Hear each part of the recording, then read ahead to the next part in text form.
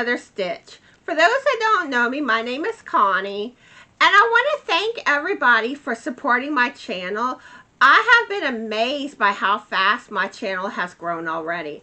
I am now at 65 subscribers as I'm recording this. It might be more by the time it's uploaded to YouTube, but I'm just amazed. And I am wanting to do a giveaway when I hit 100 subscribers.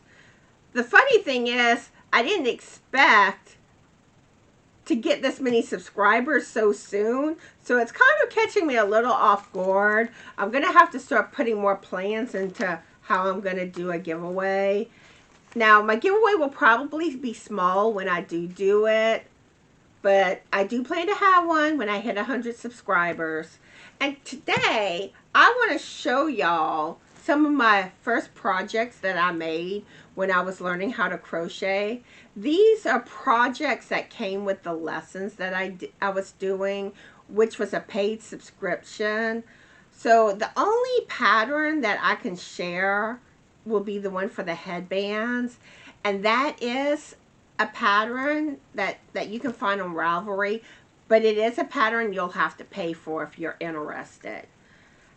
And what's funny is whenever I was posting pictures on Facebook of these patterns, I would have people wanting the pattern, but I couldn't share it. And I was so glad once I finally got finished with the lessons and was able to share which patterns that I was doing. And for the most part, I'm going to try to share what patterns I use whenever I make my completed projects, in case y'all want to try too. And this is the very first thing I crocheted. It's a headband. I don't remember the exact type of yarn or color that I used, but I did do this again because I wanted more practice when I was learning before moving on. And I did it in this kind of cream color yarn. And I don't remember the yarn information on this. And the next thing that I did was this cowl. And the yarn that I used was the Red Heart Super Saver. And it's Icelandic, the color. And I love the shades in this yarn. It's very pretty yarn. And then I did this hat, which I already discussed the hat with y'all in a previous video. And then there's this scarf that I made. This scarf I used Red Heart Super Saver. I'm getting tongue-tied again. Red Heart Super Saver yarn. And the colors I used is black, white, and the pink. I don't remember which shade I used for the pink. But I like the colors of black, white, and pink together. I think it's pretty. And I also added, oops, wrong side, tassels to the end. And tassels is something that it's really not hard to make tassels. It just can be time consuming whenever you're dealing with big projects. Now I want to talk to y'all about some helpful information whenever you're first starting to crochet. And I want to discuss the labels on yarn. And one thing that's very important when you first start learning to crochet is there's what's called a dye lot.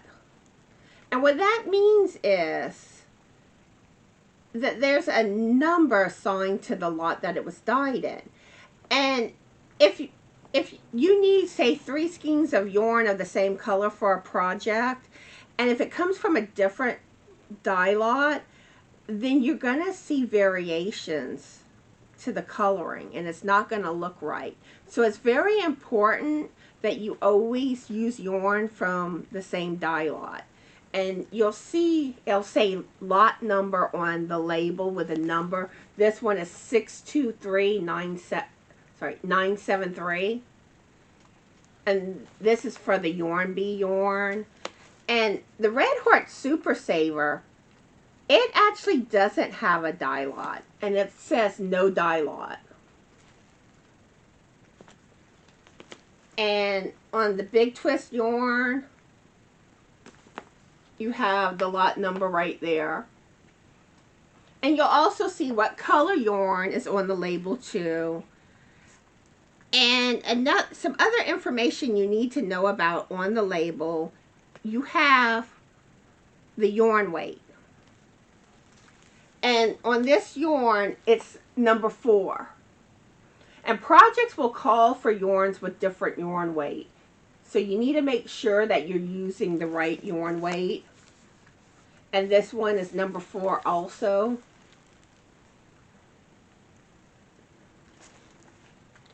And this one is 3 light. And another thing to pay attention to is the hook size that you will need.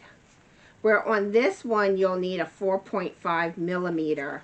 And it's on the label. You'll see what looks like a crochet hook. And you'll also see on the label what size you need for knitting needles too.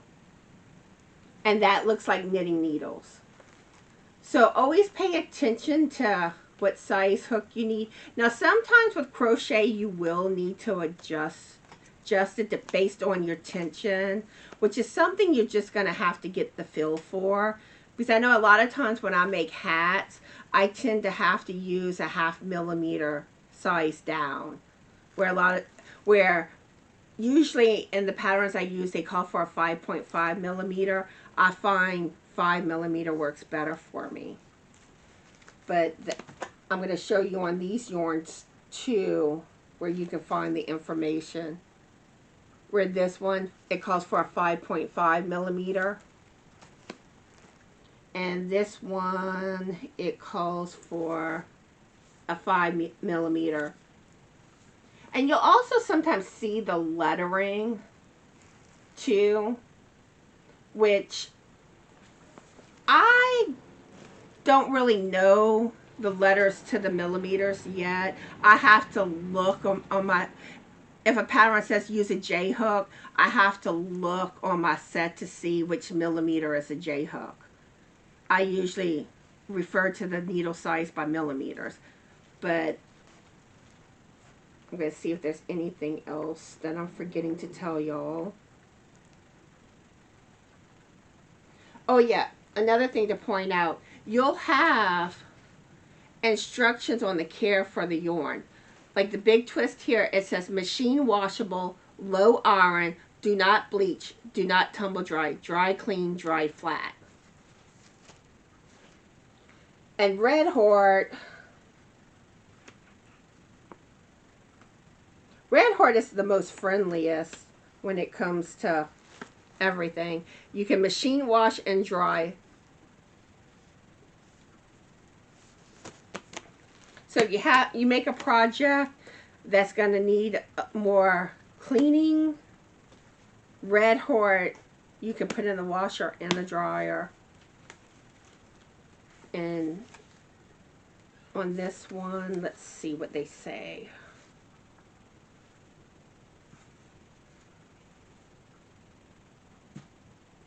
I don't see any instructions on the yarn bead, but this yarn probably needs more special attention. I wouldn't put this in the washer or the dryer. I would only hand wash and hand dry.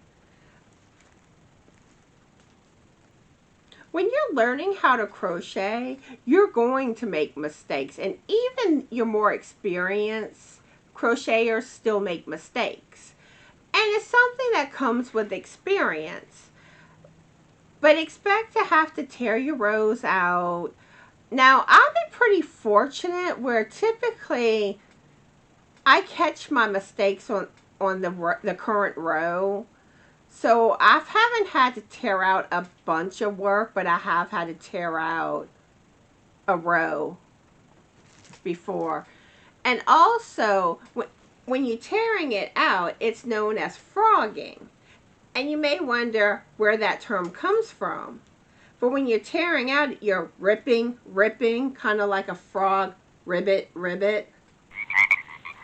you're learning how to crochet, there's two main ways to hold your crochet hook.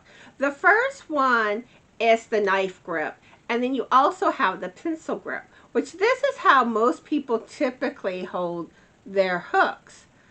But the bottom line is, do what you're comfortable with. Don't get so caught up on, oh, I'm not quite holding the hook right.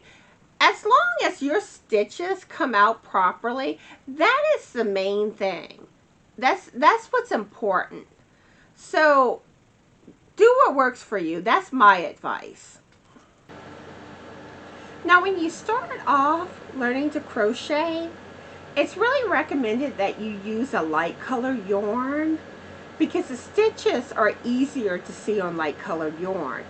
With dark colored yarn, it's harder to see your stitches, and you're more likely to skip a stitch or not put your hook quite where it's supposed to go.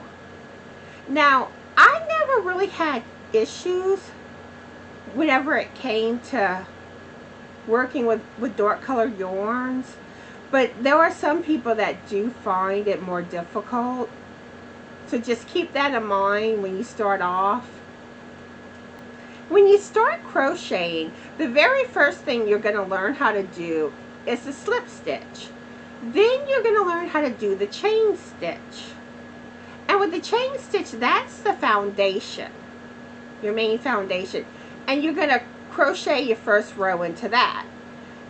And when it comes to your first row, I find the first row is, you want to pull your hair out. You struggle with it. And I find the same thing with knitting. It seems like you kind of got to have a few rows going before it just seems to, your project seems to flow smoothly. Now, one interesting thing that I recently discovered, there's a stitch called the single crochet chainless foundation stitch. And instead of having to do a chain when you start your work, you're basically doing the chain in your first row together.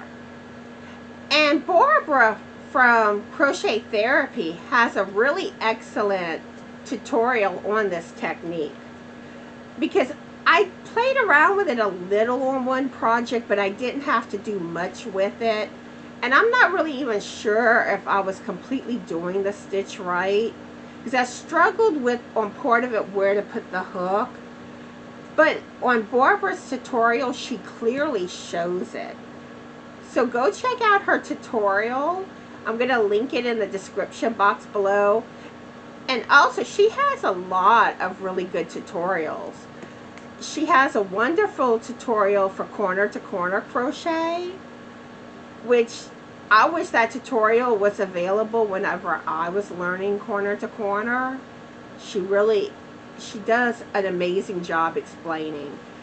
And she also shows you a technique where you can do color changes without having the loose threads. And that's something I do want to play with and try to learn, to see if I prefer that method or just weaving in the loose threads. Now, with learning to crochet, you're going to feel awkwardness. Your hands are going to cramp at first, and it's normal. With more experience, it goes away. And there are exercises you can do to help with the hand cramps, because I know whenever I was learning how to knit and crochet, I would look up online techniques to do to help. But with time, that does get better. And if you're feeling a lot of awkwardness with crocheting initially, you might also want to try changing your hooks, because sometimes a different brand of hooks makes a difference. And the one that I hear people recommend the most is Clover. I haven't tried Clover yet, but I've heard a lot of really good things about that brand. Now, they are a pricier hook, but sometimes you get what you pay for. Now with crochet, you have 4 basic stitches, and everything stems from these 4 basic stitches. And you need to learn these stitches and learn them well. And once you learn them, you can make pretty much anything. You have the single crochet stitch, you have the half double crochet stitch, then there's the double crochet stitch, and finally the triple crochet stitch, and some people refer to it as the treble. I always call it triple though. But those are your 4 main stitches. And pretty much everything just stems from that. On your journey with crocheting, you really need to challenge yourself. Don't let things intimidate you. You will not grow if you get intimidated. The best thing, just dive right in. That's what I did with learning, and you learn faster that way. And I challenge you, try to learn something new this year. At least find one thing to challenge yourself with. And let me know about it. Let me know how it's going. I also want to remind everybody, if you want to contact me, all of my information is in the description box below. I have a Facebook group. Please come check it out. I'd love to have you. It's still a small group, but I'm hoping in time there gets to be more activity with it. And I still would love to see projects that you are working on. I also want to remind everybody, if you haven't already done so, please subscribe to my channel, like my video, and please share it. Please help my channel grow. Okay, so I was mistaken. Frank is going to be able to join us today after all. Surprise! Hello, everyone.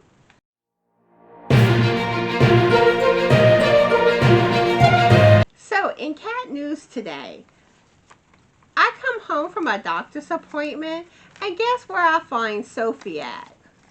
She's sitting on top of my laptop. And Allie was close by. So I told Allie to fuss her. And don't you know, Allie started hissing at Sophie. It was so funny.